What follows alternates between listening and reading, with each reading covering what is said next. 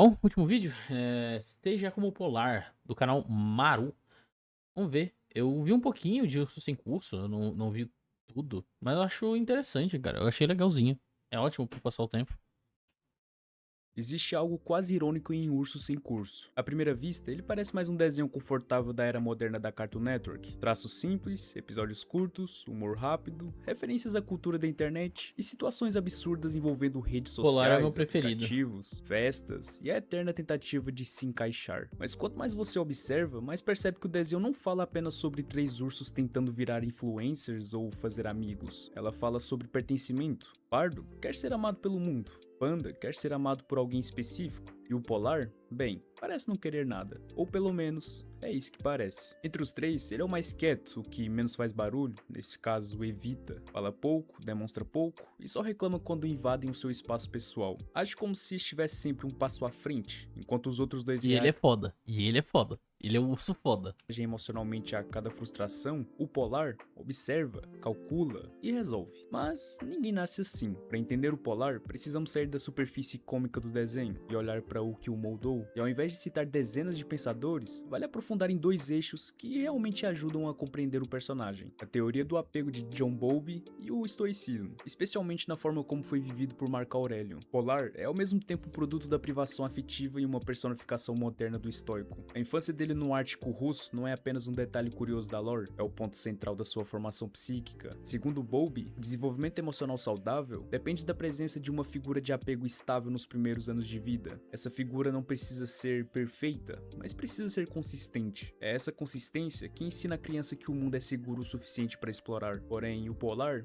não teve isso no início. Ele aprendeu a sobreviver antes de aprender a se vincular. O mundo para ele não começou como um lugar de afeto, mas como um ambiente hostil. E isso faz sentido, tendo em conta que ele é um animal. Mas quando o ambiente é hostil, o cérebro prioriza sobrevivência, não socialização. Emoções passam a ser secundárias, vulnerabilidade vira risco. Isso ajuda a explicar por que Polar parece tão autossuficiente. Não é que ele não precise de ninguém, é que ele aprendeu muito cedo que precisar pode ser perigoso. Mas quando Yuri surge, temos o primeiro grande marco emocional da vida dele. Yuri é rígido, disciplinado, estruturado. Ele ensina técnicas de sobrevivência, autocontrole, responsabilidade. Ele oferece proteção, mas não oferece calor emocional evidente. E aqui tá algo muito importante. Segundo Bowlby, mesmo vínculos imperfeitos ainda são vínculos. Yuri não era um pai afetuoso no sentido tradicional, mas era constante. Ele estava lá, ele ensinava, ele cuidava. Polar então desenvolve um apego que poderíamos chamar de evitativo. Pessoas com esse padrão aprendem a valorizar a independência extrema, a suprimir demonstrações emocionais e a manter distância como forma de autoproteção. Não porque não sentem, mas porque sentir já foi doloroso. O momento em que o Polar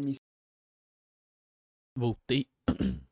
menciona a família de Yuri e é afastado, é crucial. Ali ele experimenta a rejeição dentro do único vínculo significativo que tinha. Para alguém com apego evitativo à informação, isso reforça uma crença. Proximidade machuca. Mas o que torna essa história mais complexa é o que acontece depois. Yuri volta para salvá-lo dos caçadores. Ele cumpria a sua responsabilidade, mesmo magoado. Essa atitude marca o Polar profundamente. E é aqui que entra o estoicismo. Marco Aurélio escrevia em suas meditações que o homem deve agir de acordo com a sua natureza racional e seu dever, independentemente das emoções passageiras. Yuri faz exatamente isso. Ele não age por impulso emocional, ele age por princípio, e Polar acaba por internalizar esse modelo. Ao longo do desenho, vemos que ele Foda. raramente é movido por histeria, medo ou necessidade de validação. Ele age porque é o certo a fazer. Ele protege os irmãos, não porque precisa que eles o amem, mas porque decidiu que essa é a sua responsabilidade. Essa postura é radicalmente diferente do Pardo e do Panda. Pardo busca conexão o tempo todo. Panda busca romance e aprovação.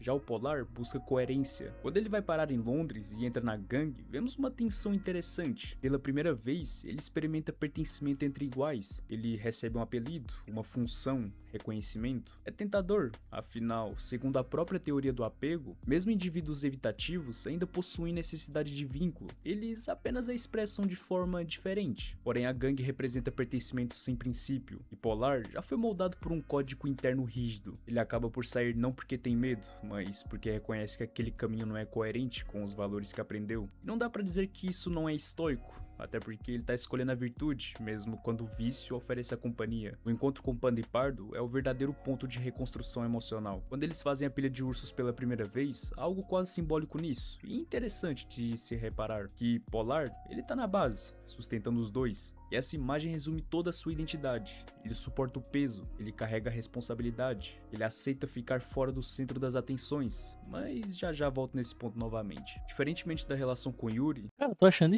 estranho. Eu tô achando muito interessante, velho. Tô achando interessante. Talvez eu teria mais coisa a adicionar se eu tivesse visto mais a história e tal. Mas, porra, mano, eu não vou assistir o sem curso, não, velho. Na verdade, eu vou, mas eu não vou assistir tudo pra ver esse vídeo, tá ligado? Talvez eu volte no futuro pra rever esse vídeo depois de ter visto o negócio. Eu sempre assisti, tipo, despretensioso, né? Ah, tá passando. Nunca levei a sério como ele tá levando. Interessante, cara.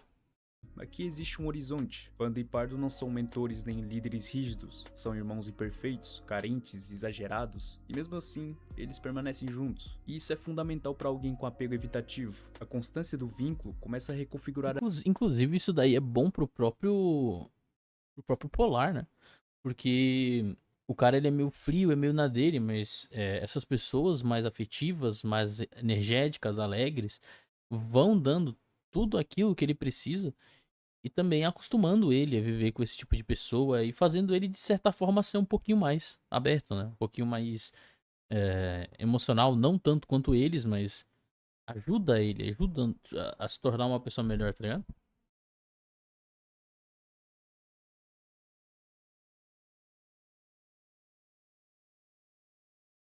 Agora voltou. Enfim, ajuda. Você andar com um santo não vai te fazer santo, provavelmente. Mas você vai ser edificado, tá ligado? Interessante isso. a percepção de segurança emocional. Ele não precisa mudar sua natureza para ser aceito. Ele pode ser quieto e reservado, exigir espaço, e ainda assim faz parte. O Polar ainda continua precisando de controle, já que ele gosta de ambientes frios, organizados, previsíveis, e ele se irrita quando invadem seu espaço. Mas isso não é egoísmo, é apenas uma certa regulação. Pessoas que cresceram em contextos de instabilidade tendem a buscar controle como forma de segurança, e Polar controla o que pode, nesse caso a sua rotina. Sim, de fato, de fato, de fato, de fato. Interessante. Pô, eu tô achando muito foda, velho. Sim, de fato. Né, não sei se é todos os casos, mas eu já vi muitos casos de pessoas que passaram pelo inferno na vida e elas são muito sistematizadas, certo? A sua disciplina, seu espaço. E isso por si só reduz a ansiedade, isso mantém o equilíbrio. Mas Porém, também é um problema do cão, né? Porque às vezes o sujeito ele acha que ele tem controle das coisas e ele quebra a cara de uma forma firme, velho. Porque você não tem controle de tudo. Essa é a verdade. Você não sabe o dia de amanhã. Você pode planejar e tal, e ir indo planejamento. Mas aí coisas acontecem e os seus planos vão dar errado. E muita gente se frustra por causa disso. É importante você se planejar, mas levando em consideração que o mundo vai te obrigar a seguir. Vai te obrigar a seguir ele. Não é o mundo que vai se colocar no seu quadrado. Entendeu? O mundo tá pouco se lixando pra sua predeterminação, pouco se importando pra sua agenda, entendeu? Você tem que estar adaptado a isso. ele não se fecha completamente. A sua relação com Chloe é uma das coisas mais fofas desse desenho, mostrando um avanço interessante do personagem. Com ela, ele demonstra conforto emocional mais visível. É uma intimidade tranquila, e isso indica que Polar não é incapaz de uma conexão mais profunda. Ele apenas precisa que a conexão respeite seus limites, e isso nos leva ao ponto mais bonito do personagem. O estoicismo muitas vezes é mal interpretado como frieza emocional, mas Marco Aurélio não defendia a ausência de sentimento, ele defendia o domínio sobre ele. Polar sente, ele demonstra vergonha, carinho, preocupação. Ele apenas não se deixa governar por isso. Ele representa algo raro na cultura contemporânea, um afeto mais contido. Enquanto Polar Um grita afeto sadio, né? amizade e Panda dramatiza a carência, Polar simplesmente aparece, resolve, protege.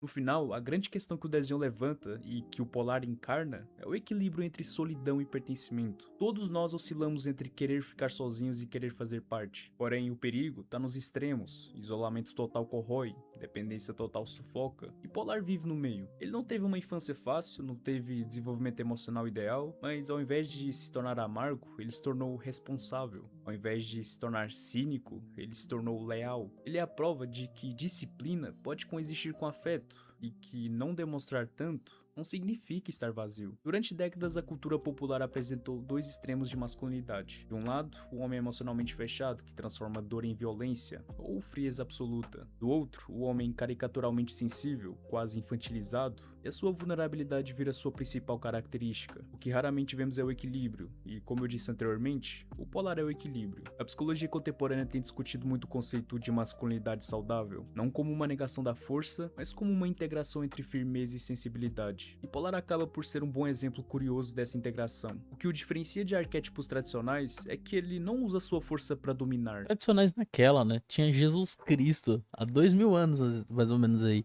Que ele não era o cara emocional, mas também não era o frio. Temos aí Jesus Cristo e vários outros santos, tá ligado? Realmente, isso daqui é o cara 100% frio e calculista e o cara extremamente emocional. Não são coisas de agora, velho. São de muito tempo já.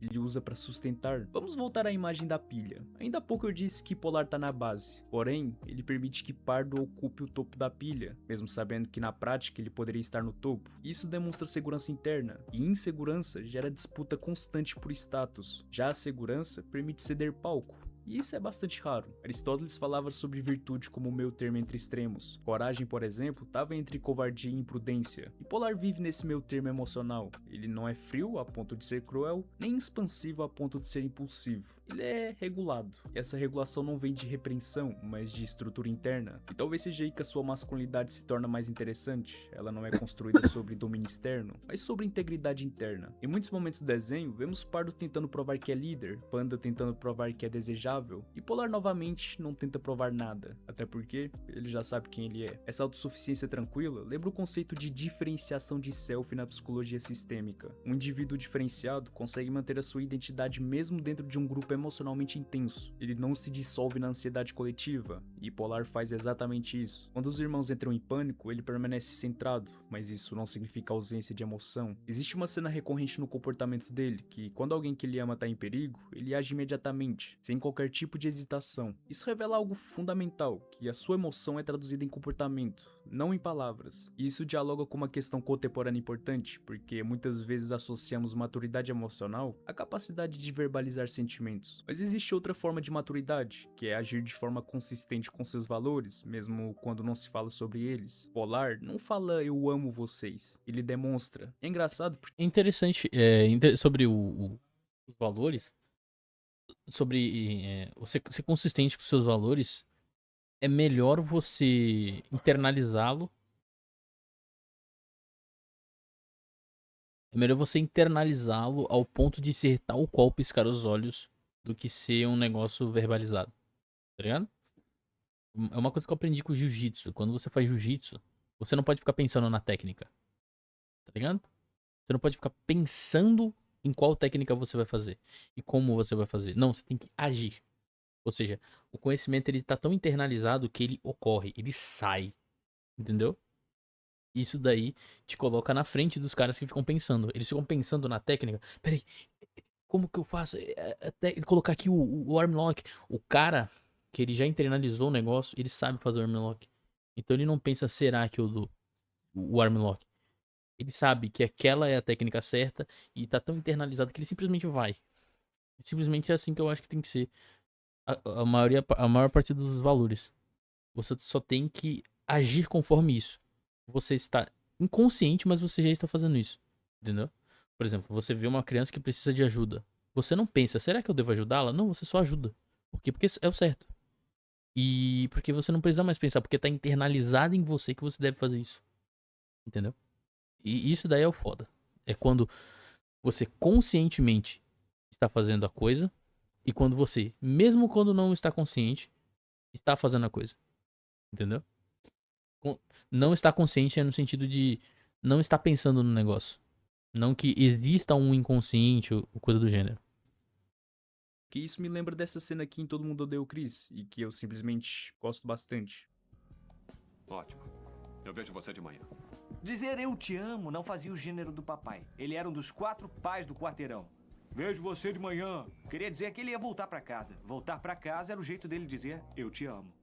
Essa linguagem do cuidado através da ação é uma forma tradicional de expressão masculina que, quando saudável, não é tóxica, é protetiva. O problema da chamada masculinidade tóxica não é a força ou o silêncio em si, é quando força vira opressão e silêncio vira repreensão destrutiva. E existe uma diferença enorme. Regulação é consciente. Não, masculinidade tóxica é uma afirmação ideológica, man. É uma afirmação ideológica. Você vê na prática, sempre que falam sobre masculinidade tóxica, sempre vão tocar nos bons valores dos homens. Não estão falando de extremos. E repressão é negação. Em termos simbólicos, Polar representa o arquétipo do guardião. Na psicologia analítica de Carl Jung, arquétipos são padrões universais de comportamento. Cara, finalmente alguém que não tá só falando de Freud, velho. Incrível. O cara já citou algum... Pelo menos, óbvio. O Jung, ele é influenciado. Mas, tipo, ele falou mais autores, graças a Deus, mano. Imagem. O guardião é aquele que protege fronteiras, mantém ordem e garante estabilidade. Ele não é o herói que busca glória, ele é o que assegura que o herói possa agir. E Polar é esse arquétipo. Ele não busca reconhecimento, ele garante que o grupo sobreviva às próprias impulsividades. Mas talvez o aspecto mais interessante seja que ele não perde sua individualidade ao se tornar um pilar. Ele continua tendo interesses próprios, hobbies específicos, momentos de solidão. Ele não se dissolve na função de protetor. E isso responde a um dilema moderno, que se é possível ser forte, responsável e ainda assim preservar a identidade pessoal, Polar prova que sim. Claro Ele que precisa de espaço, ele valoriza o silêncio. Ele gosta do frio, por motivos óbvios. Ele não abre mão disso para agradar os outros, e mesmo assim, ele permanece leal. E esse equilíbrio é a síntese de uma masculinidade saudável. No final, talvez Polar seja tão impactante porque ele representa algo que muitos homens, e pessoas em geral, tentam alcançar, que é saber ser firme. Não, a maioria tenta alcançar o Thomas Shelby. É foda, porra. Caralho. Ou o Thomas Shelby, ou o Sylvester Stallone, tá ligado? O porradeiro. Sem ser rígido, ser sensível, sem ser caótico. O da hora é que ele não precisa gritar ou falar das suas virtudes. Ele não transforma sua dor em um espetáculo. Ele apenas continua. E no mundo onde tudo precisa ser exibido, uma coisa simples como essa parece até algo revolucionário, por incrível que pareça. Por fim, Acho que eu vou Polar não assistir quer o ser sem centro, curso. ele quer que tudo funcione. E talvez no fundo, essa seja a forma mais madura de força que o desenho poderia apresentar. Seja como Polar. Achei foda, achei foda. Esse daqui foi mais. Eu acho que eu tô extasiado. Desde o último vídeo que a gente assistiu, eu não consigo fazer uma adição. Eu tô tipo, caralho, muito foda. Esse vídeo também não é tão bem editado, mas. Eu achei muito bom, velho. Cara, é da hora. Eu queria ter visto o desenho pra poder dar alguma opinião.